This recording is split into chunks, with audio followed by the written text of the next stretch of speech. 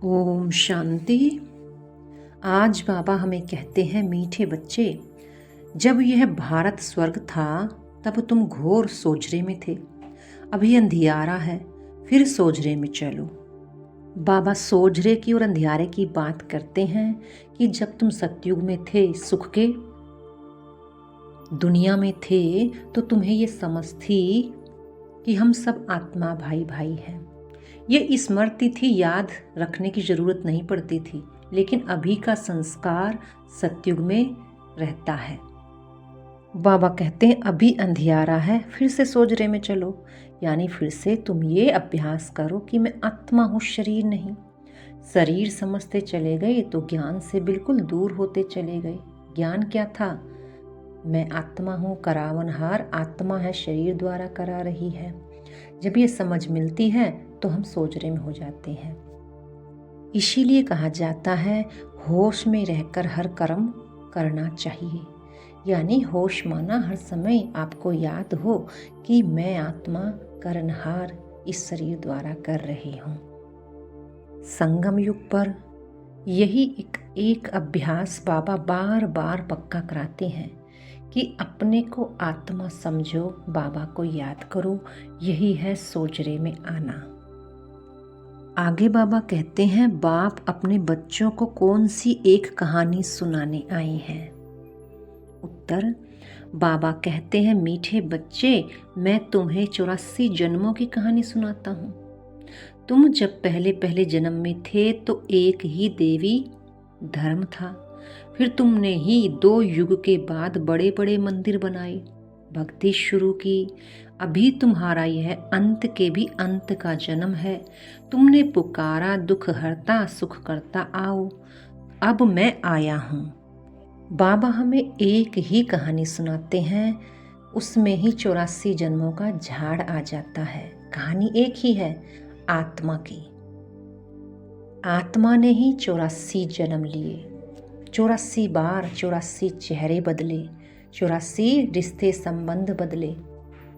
लेकिन हम यहाँ सब कुछ भूल जाते हैं। हमें बस इसी जन्म की कुछ यादें याद रहती हैं। बचपन तो हमें याद ही नहीं, इसलिए हमारे बचपन को भी कौन बता सकता है। बचपन की बातें माता पिता ही बताएंगे कि तुम बचपन में ऐसे थे।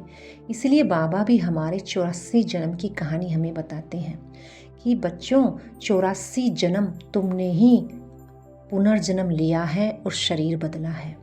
84 लाख की बात नहीं है, लेकिन बाबा 84 जन्म की बात कहते हैं कि 84 जन्मों में तुमने अनेक शरीर बदले, अनेक रिश्ते संबंधी बदले, अनेक जात पात में तुम गए।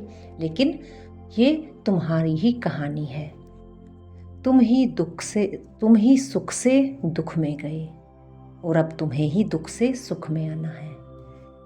यानी आज जो भी दुख कष्ट हमारे सामने आ रहा है, वो हमारे किसी पुनर्जन्म का किया हुआ है।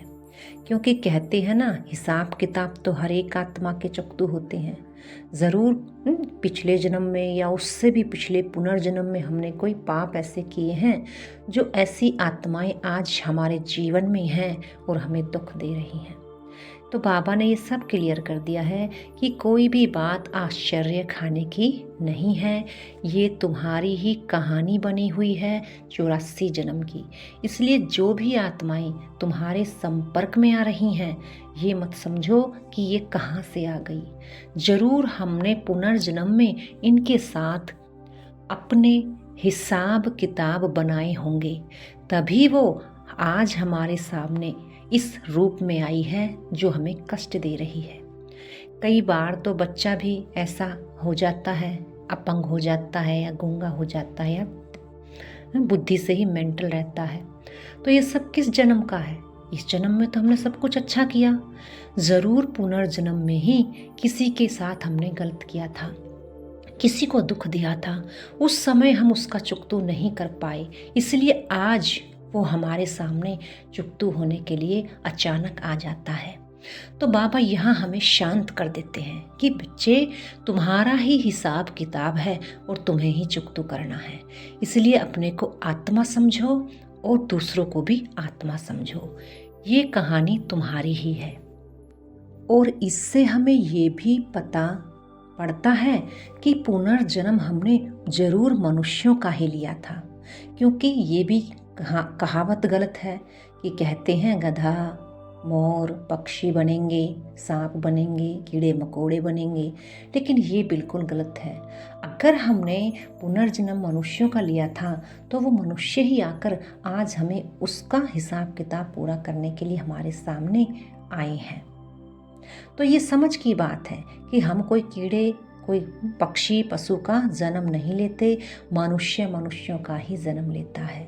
जैसा बीज होता है वैसा ही फल निकलता है। कभी भी आपने ये सुना है मनुष्यों के गर्भ से कोई पशु निकला हो या कोई पक्षी निकला हो, या किसी पक्षी और पशु के गर्भ से ये धारण होते हुए देखा हो? तो ये सब दंत कथाएं लिखती हैं, लेकिन यहाँ स्वयं भगवान आकर ये बात हमें पक्का कराते हैं कि तुम्हारे 84 लाख जन्म नहीं है, 84 ही तुम्हारे जन्म हैं, और इसी में तुम दुखी भी हो जाते हो और सुखी भी हो जाते हो। ये सारी कहानी बाबा हमें झाड़ पर समझाते हैं कि ये सृष्टि एक वैरायटी झाड़ है। वैरायटी क्यों कहा? क्योंकि अनेक धर्म इसमें आज दिखाई दे रहे हैं, और ये किस समय पर निकलते हैं ये भी सारी बाबा ने डिटेल दी हुई है। बाबा कहते हैं ज्ञान 2 ही बातों का है, बीज का और झाड़ का। यानी स्वयं को आत्मा समझो बीज हूँ, और मेरा बाप निराकार बीज है, और सारे सृष्टि 84 जन्मों का जो भी पाठ है वो है एक कहानी। जिस प्रकार से इतिहास भूगोल कह देते हैं कि हमारा इतिहास ये रहा, हमारा भूगोल ये था, इस प्रकार से बाबा भी कहते बच्चे तुम्हारी आत्मा का जो इतिहास था वो ये 84 जन्म की कहानी बताता है। हम कहीं भी चले गए थे, लेकिन इतना डिटेल में किसी भी सत्संग में हमें बताया नहीं गया जितना डिटेल में यहाँ हमें समझाया जाता है, एक तरह से पढ़ाई के माध्यम से। इसीलिए इसको पाठशाला कहा जाता है, यूनिवर्सिटी कहा जाता है, क्योंकि इस यूनिवर्सिटी में कोई भी उम्र की कोई भी रोक ठोक नहीं है।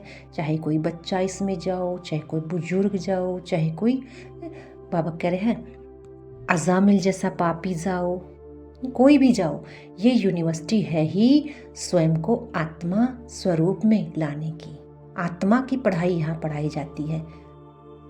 गीत है आज का, आज अंधेरे में है इंसान, क्योंकि वो जिसे अपना समझ रहा है असल में सब कुछ विनाश होना है, इसलिए सब कुछ अंधकार में मिल जाना है, इसलिए इंसान अंधेरे में है, क्योंकि सच से दूर खड़ा है। इसलिए बाबा आकर हमें सब कुछ सच सच समझाते हैं। बाबा कहते हैं स्वर्गवासी थे तो एक ही धर्म था और कोई भी धर्म नहीं था। उसी स्वर्ग को कोई स्वर्ग कहता है, कोई बैकुंठ कहता है, कोई बहिष्ठ कहता है, कोई हेवन कह देता है। स्वर्ग के अनेकों नाम हैं, वहाँ एक ही धर्म है। और धर्म किसको कहा जाता है?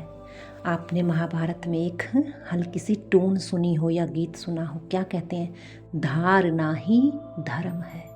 जितनी धारणाओं पर, नियमों पर चलते रहेंगे वही एक दिन आपका धर्म बन जाएगा, और वो धारणाएं, नियम ही धर्म के रूप में आपकी रक्षक बन जाएंगे। इसलिए कहते हैं ना कि जो धारणाओं और नियमों पर चलते हैं उसका कोई भी कुछ बिगाड़ नहीं सकता। सच्चाई की हमेशा जीत होती है। बाबा बताते हैं कि ऐसा नहीं है कि एक रावण ही सिर्फ लंका में था और एक राम ही भारत में था, कि राम ही भारत को बचाएगा रावण से। अब तो हर एक घर रामायण बन चुका, महाभारत बन चुका, इसलिए घर घर में रावण है। राम तो कहीं दूर दूर तक भी दिखाई नहीं देते। राम किसको कहेंगे? जो मर्यादाओं, नियमों पर चलते हैं वही मर्यादित पुरुषोत्तम कहलाते हैं, और वही एक धर्म पर चलने वाले ही सतयुग के वासी कहलाते हैं। बाबा कहते हैं ये सीता भी चुराई गई। भगवान की सीता को कोई कैसे चुरा सकता है? ये भी कैसी दंत कथाएं बना दी हैं। कि पूरे 14 वर्ष लग गए सीता को ढूंढने में ही। कैसी कहानी बना दी। भला कोई भगवान की सीता को ले जा सकता है क्या? भगवान जो स्वयं के रक्षक, सर्व के रक्षक हैं, क्या वो अपनी पत्नी की रक्षा नहीं कर सकते? ये सब कलयुग की ही कहानियां बता दी गई हैं कि यहाँ पर भी क्या हो रहा है। हर एक आत्मा अपने आत्मिक चरित्र को भूल गए। भूलने के कारण ही क्या हो गया? चरित्रहीन बनते चले गए। यानी बुराइयों ने प्रवेश करके हमारे अंदर की अच्छाई को छीन लिया। सीता किसको बाबा कहते हैं? आत्मा रूपी सीता की अच्छाई को बुराई रूपी रावण ने छीन लिया। और आज बाबा फिर से वही हमें देने आए हैं। 14 वर्ष की यही तपस्या है कि अपने को आत्मा समझो। बाबा कहते हैं ग्रंथों में भी सबसे बड़ा ग्रंथ एक ही है, गीता। गीता है मुख्य सर्वशास्त्रमयी शिरोमणि। श्रीमत अर्थात भगवान आकर इसमें अपनी श्रीमत सुनाते हैं, इसलिए इसको श्रीमद् भगवत गीता कहा गया है। बाबा कहते हैं ज्ञान तो मनुष्यों में बिल्कुल भी नहीं है। सब भक्ति सिखलाते रहते हैं, कहेंगे शास्त्र पढ़ो, दान पुण्य करो, व्रत करो, ये भक्ति करो, लेकिन असल में दुखों से छूटते नहीं। भक्ति करते रहते हैं, व्रत करते रहते हैं, लेकिन अंदर ही अंदर दुखी भी होते रहते हैं, चिंता करते रहते हैं। जब चिंतन करो तो चिंता से छूटो। बाबा ने कहा ना कि आत्मा समझकर बाबा को याद करो, अच्छे अच्छे चिंतन करो तो तुम दुखों से छूट जाओगे। बाबा कहते हैं बाप को याद करो और सतयुग को याद करो, यानी सतयुग के सुखों को याद करो। सुखों को कैसे याद करना है? जैसे बाबा कहते हैं ना, वहाँ शांति भी भरपूर है, सुख भी भरपूर है, पवित्रता भी है, आनंद भी है। तो हमें बस इन्हीं को याद करना है कि मैं आत्मा बहुत बहुत सुखी हूँ, मैं आत्मा बहुत बहुत शांत हूँ, मैं आत्मा बहुत बहुत पवित्र हूँ। जब हम इन सुखों को याद करते हैं ना, तो हमें सुख की प्राप्ति, आनंद की प्राप्ति होने लगती है। इसलिए बाबा इनको याद करने के लिए हमें अभ्यास बार बार बताते हैं, ताकि हम आत्मिक स्थिति में सहज टिक पाएं। सर्व का सद्गति दाता एक मैं हूँ, मुझे ही अहिल्याएं, गणिकाएं और जो भी गुरु आदि हैं, उन सबका उद्धार करने मुझे ही आना पड़ता है। ये बातें बिल्कुल सही हैं, क्योंकि ये बातें शिव चालीसा में भी लिखी हैं। ये क्योंकि शिव चालीसा जब पढ़ते हैं ना, उसमें लिखा है साधुओं आदि गुरुओं आदि का कल्याण मैं निराकार करता हूँ। क्योंकि वहाँ शंकर को दिखा दिया है, लेकिन है तो निराकार का ही, शिव का ही मान, शिव कल्याणकारी गाया हुआ है और शंकर विनाशकारी गाया हुआ है। तो दोनों का मेल कहाँ अलग अलग है, लेकिन जो शिव चालीसा है उसमें भी ये बात है। बाबा कहते हैं मेरा काम है पतितों को पावन बनाना, अर्थात नरकवासी को स्वर्गवासी बना देना। और बाबा कैसे बनाते हैं? इस पढ़ाई के माध्यम से ही हमें रोज सिखला कर हमारे कर्मों को करने की समझ देते हैं, ताकि हम स्वर्गवासी बन जाएं। बाबा कहते हैं मनुष्य आत्मा में ही अच्छे व बुरे संस्कार होते हैं, जिस अनुसार ही मनुष्यों को अच्छा व बुरा जन्म मिलता है। ये सब आत्मा में नुंधा हुआ होता है। अगर अच्छे कर्म करेंगे तो अच्छा पुनर्जन्म सुख का होगा, अगर बुरे ही कर्म करेंगे तो जरूर दुख का जन्म होगा। तो दुख और सुख बाप नहीं देते, दुख और सुख आत्मा अपने कर्मों अनुसार तय करती है। बाप तो आकर संगम युग पर एक ही बार श्रीमत देते हैं, जिसको गीता कहा गया है। भगवत गीता आकर सुनाते हैं कि अपने जीवन को श्रेष्ठ बनाने के लिए तुम्हें कैसे कर्म करने हैं। बाबा कहते हैं पत्थर बुद्धि को पारस बुद्धि बनाना कोई मौसी का घर नहीं है, क्योंकि बाबा कहते हैं इतना आसान नहीं है कि जैसे तुम कहीं भी पहुंच जाते हो। यहाँ बुद्धि को मलिन से पावन बनाने की बात है, और बुद्धि की जितनी हम चेकिंग रखेंगे उतना ही उसको पारस बुद्धि बना सकेंगे। ये स्वयं का पुरुषार्थ तय करेगा कि हम कितना पारस बुद्धि बने हैं और कितना बना रहे हैं। बाबा कहते हैं मरना तो सभी को है, एक दिन तो शरीर सबको छोड़ना है, क्योंकि ये तो विनाशी चीज है। सबकी वानप्रस्थ अवस्था है। बाबा कह रहे हैं एक दिन शरीर सबको छोड़ना है, और सबकी अवस्था कैसी है? वानप्रस्थ। जाना सबको है, रहना यहाँ किसी को नहीं है। इसलिए क्या समझो, मैं मेहमान हूँ। मेहमान जैसे आता है और चला जाता है, हम भी एक दिन इस शरीर को छोड़कर, इस दुनिया को छोड़कर चले जाएंगे। कुछ भी साथ नहीं लेकर जा सकते, इसलिए जो हम साथ लेकर जाएं, क्यों ना हम वही कमाई करें। आत्मा अपने साथ पाप व पुण्य लेकर जाती है, इसलिए श्रेष्ठ कर्मों की ही कमाई करें, संस्कारों को परिवर्तन करें, ताकि मुझ आत्मा के संस्कार अनुसार ही सुख प्राप्त हो, सतयुग प्राप्त हो। कहते भी हैं कि आत्माएं परमात्मा अलग रहे बहुत काल से, यानी कि कहीं लिखा हुआ है कि आत्मा परमात्मा अलग रहे बहुत काल से। सुंदर मेला कर दिया जब सतगुरु मिले दलाल से। यानी जब गुरु ब्रह्मा गुरु के रूप में आते हैं, तब हमारा मेल आत्माओं का परमात्मा शिव बाबा से करवाते हैं। तो इसीलिए ये बात कह दी गई है कि आत्मा परमात्मा बहुत समय से बिछुड़ जाते हैं, एक ही समय वो संगम युग पर मिलते हैं अपनी श्रेष्ठ कमाई करने के लिए। इसलिए गुरु लोग भी क्या कहते हैं, ये समय श्रेष्ठ कमाई करने का है। अमृत वेले का भी समय श्रेष्ठ कमाई का समय है। बाबा कहते हैं आत्मा से बुरे संस्कारों को निकालने के लिए देही अभिमानी रहने का अभ्यास करना है। ये तुम्हारा अंतिम जन्म 84वां जन्म है, वानप्रस्थ अवस्था है। इसीलिए पुण्य आत्मा बनने की ही मेहनत करनी है। देह के सब संबंधों को छोड़ एक बाप को और राजाई को याद करना है। बीज और झाड़ का ज्ञान सिमरन करके सदा हर्षित रहना है। वरदान है उपराम और एवर रेडी बन बुद्धि द्वारा अशरीरीपन का अभ्यास करने वाले सर्व कलाओं में संपन्न भव। हमें अशरीरी कहाँ से बनना है? बुद्धि के द्वारा सब कुछ भूलकर एक बाप को याद करना है, स्मृति स्वरूप हो जाना है।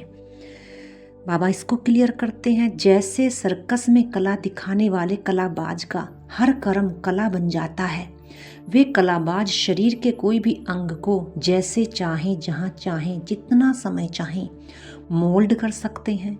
यही कला है। आप बच्चे भी बुद्धि को जब चाहो, जितना समय चाहो, स्थिर करना चाहो, वहाँ स्थित कर लो। यही सबसे बड़ी कला है। इस एक कला से 16 कला संपन्न बन जाओगे। बाबा एक ही कला से 16 कला संपन्न बना रहे हैं। इसके लिए ऐसे उपराम और एवरेडी बनो जो ऑर्डर प्रमाण 1 सेकंड में अशरीरी बन जाओ। युद्ध में समय ना जाए।